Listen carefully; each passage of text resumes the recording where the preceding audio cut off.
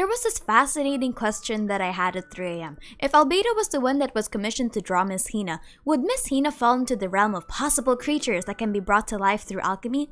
Now obviously, Goro is Miss Hina's true persona, but what I'm interested in is an authentic Miss Hina. You know, for curiosity purposes. And if that's the case, what is the limitation of bringing Miss Hina, or any humanoid creature, into existence with alchemy? Is Albedo even skilled enough to bring Miss Hina the autonomy she needs to function like a sentient human being? What even is the science of the things that Albedo creates? So for today, I'll be investigating the alchemy that Albedo has practiced for years, even decades, the Art of Khemia. But before that, thank you to Opera GX for sponsoring this video. Opera GX is a browser built specifically for gamers, and today I get to do a free-for-all of my top 4 favorite features. I actually wanted to pick the features that helped me out personally in my classes, so let's go! The dark mode feature is absolutely fantastic if you actually like having eyesight and not getting horribly blinded by pages that decided not to have dark mode in the first place. If you read a lot on the internet, yeah, this is the way to go. What's nice about it is that it's easy to toggle and untoggle from the page, and it's browser-based, so it usually works with most websites unlike some browser extensions. WORKSPACES help you store tabs and sort through them. I keep one tab for my papers and another for my Genshin stuff, so I don't accidentally send my prof any kind of scaramouche fan art. Again, Opera has a lot of cool browser add-ons, plus they support Google-based ones. My favorite one is a YouTube add-on cause I only have one monitor, so getting a mini player over the screen is super helpful. And last but certainly not the least is Opera's animated wallpapers. Okay, I know that I was supposed to make it productive, but listen, it's really pretty, I really like it, and I really like their League of Legends wallpaper because I think Jin looks really hot. Download Opera GX through the link in the description, and thank you to Opera GX for sponsoring this video. In this video, I'll be going over what the Art of Khemia is and its role in the story. I'll also be going over its practical uses, its moral implications, and other theories that I have about this mysterious alchemy. So let's begin. The Art of Khemia is a more advanced form of alchemy that was referenced by Dainsleif and Albedo. It's an art that centers around the creation of life. The word chemistry actually has etymological connections with the word khemia. Khemia is referred to as cast together or pour together, and it's the science of matter at the atomic to molecular scale, dealing primarily with collections of atoms such as molecules, crystals, and metals. The Art of Khemia is a form of alchemy created in Khonria to combat the lack of natural fauna and flora. Khonria was known as an underground civilization, therefore it was detrimental that they found another means of creating resources. The Art of Khemia revolves around the conversion of inorganic material to organic ones. The most common form of it that we know of today is the conversion of geological material like chalk and soil into living creatures, as evidenced by Dane and Venti's voice lines on the matter. How do you explain white chalk and black soil, or the Earth's dense crust amidst the emptiness of space? Same reason the purest soil gave birth to human life. It's an ancient power with unmistakable properties. Trying to harness it is dangerous indeed. I can't imagine what would happen if someone lost control of it in the city. Never mind. What goes on within Mondstadt's walls is up to Mondstadt's people to deal with. Albedo is the only practitioner we know at the moment, with the possible exception of his master Rhindaughter, who is hinted to still be alive. Albedo shows his stellar use of the Art of Khemia to bring alive drawings, plants, and even inanimate objects at his disposal. The thing is, we never really get any confirmation how the drawings become a reality, except that it was through quote-unquote alchemy. And while there's no larger confirmation that the art he uses to bring his works to life is specifically Khemia, and not just general alchemy, we still have a long way to go in deciphering what the Art of Khemia is truly capable of doing. The only other life form that, like you, has come here from afar, is the seed that I mentioned. Under the effects of Tevat's natural laws, it isn't even able to sprout, let alone bloom. But after I observed you, I had another idea. Imitating you helped to inspire my alchemy. And so, the transition from nothing into something, from shoot to stem, and now to fruition, is not nurturing otherworldly life also nurturing the world itself? I have a question for you guys. If you could draw one thing and make it real, what would you make? For me, it will probably be money. I guess this is the question of the day for the comments. Moving on. The Art of Khemia has got to be one of the most versatile skill sets in the entirety of the game, even more so than Visions and the Gnosis. Unlike anything elemental, the art of Khemia is capable of bringing to life all sorts of things. If I had to guess Khemia's role in Khaenri'ahn society, it's a properly practiced branch of science and not as suspicious as it is today. Even ALBEDO points out that in Teyvat, alchemy is an open branch of science that people don't really need to hide from, as opposed to what the traveler assumes that alchemy in other worlds is a much more incognito practice. In 2.3, we see that ALBEDO is able to create chairs just by drawing them. What's he doing? Painting? He is. He's painting a chair. Wait, alchemy can turn paintings into objects? How is this possible? My paintings are like blueprints. Alchemy simply enables me to omit the manufacturing part of the process. It's an elementary level technique. With enough research and experimentation, this same technique can even be used to create living beings. Well, since you can magically produce chairs, can I have one with a backrest? In 1.2, ALBEDO was able to bring to life a crystal fly and a geovishap hatchling, which means that the art of Khemia's only limitation is the skill and imagination of the artists themselves. ALBEDO constantly references that alchemy's perfected form is sentient life, and that creation of living beings, and in his lore, we get these lines of dialogue. The universe is a dark essence of the true starry sky, and the earth is the accumulated memories of time and lives. The chalk, that is you. The earth is where alchemy gets its name, and it's the basis of all life. And this is new birth. When the pinnacle of attainment in alchemy is combined with unimaginably vast learning, the apex achievement is the creation of human life. Through ALBEDO, we also know of another practitioner of the art of Khemia, ALBEDO's master Gold or Rhindaughter. Rhindaughter was a skilled practitioner of Khemia who was renowned as a genius for her works. She was the one who created Durin, the Rift Hound, and the perfected masterpiece, Principus Cretaceous himself, ALBEDO. She would categorize her creations based on names relating to soil and humus. A sharp nail left behind by one of the Rift Wolves. All the marvels in the world would pale before Cretaceous, the greatest work of them all. Body tissue left behind by one of the Rift Wolves. Though they are quite wondrous indeed, these hunting hounds of Alphazal are nothing of note before Durin of humus. Residual body tissue left behind by one of the Rift Wolves. By ordinary logic, these objects, so alien to this world, should not have remained behind after these abnormal creatures were excised from the land. What makes her work better than ALBEDO's is that she was able to create massive sentient entities capable of thought and reason, as well as personality and learning. Even the prototypes she created weren't just mindless creatures, but instead had their own emotions beyond their initial intention. Rhindaughter refers to her creations with familial terms, using words like brother and, reversely for her, mother. We also have dialogue about Durin's personality beyond just the mortifying dragon Barbados defeated. Looking through the lore of the festering desire and the dragon spine spear, we instead get a dialogue akin to a child talking to his mother.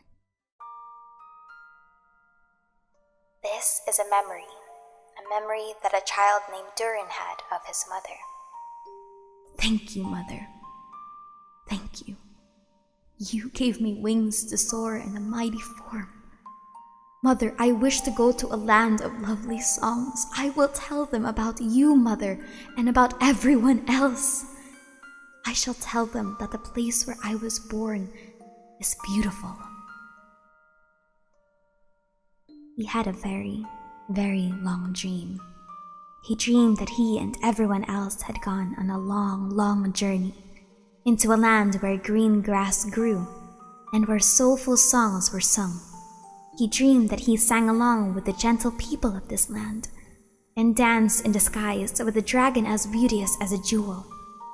When he opened his eyes, he was in the sky above a mountain swept by roaring snowstorms. The green, tranquil land had already been painted crimson by fire and blood, and the song of the sky-blue bard's lyre was almost drowned in the howling tumult. And that bejeweled, lovely dragon, like a tender lover, had now pierced his neck through with its sharp fangs.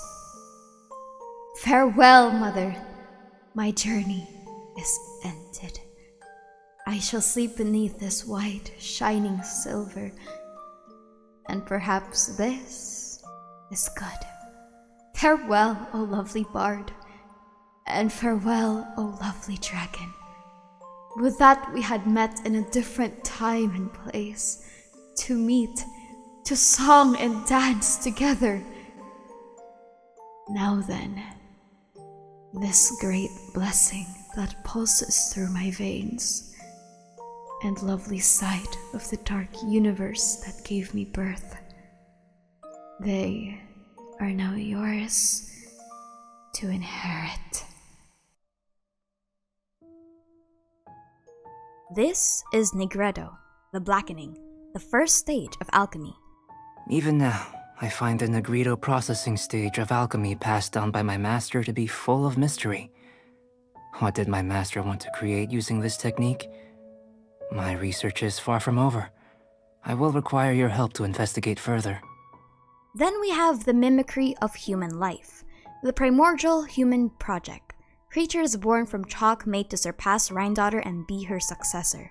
Unfortunately, to create such perfections, you're bound to make mistakes. But the problem is, what if those mistakes had actual beating hearts and a capable mind? Do you have a right to discard them despite their imperfections? Even if you know yourself that they're not supposed to be real without you. That's what the primordial human project is. Great alchemist once created Subject 1. Subject 1 was her proudest achievement, and successfully blended into human society. No one ever would have thought that this friend of theirs was in fact a synthetic human. However, unbeknownst to Subject 1, the alchemist had tried the same experiment many times before he had come into being. Some of the rejects from failed experiments had been discarded, but had not died. Subject 2 was one such failed experiment. He was swallowed by a great dragon that came to rest upon a snow-swept mountain. Many years later, he was resurrected by the dragon's mysterious power. He saw all kinds of people on the mountain, including Subject 1, who had somehow miraculously blended in among them. It's honestly vile, barbaric, and flat-out disgusting that Rhine-daughter threw her creations into Durin's stomach, by the way. I just can't fathom that. Unfortunately, we are told that the cataclysm 500 years ago was brought forth by the creations of gold. Or at least, allegedly. That's what the book says, at the very least. The breeze of the forest says that the cataclysm was started by gold after her army invaded multiple places of Tevat. Inazuma, Liyue, and Mondstadt were also affected by the many abyssal corruptions. 500 years ago, a great catastrophe befell Inazuma. Everything was engulfed in a pitch-black fog, and monsters ravaged the land. Countless lives were lost, and this homeland that the people had worked so hard to build barely escaped being obliterated entirely.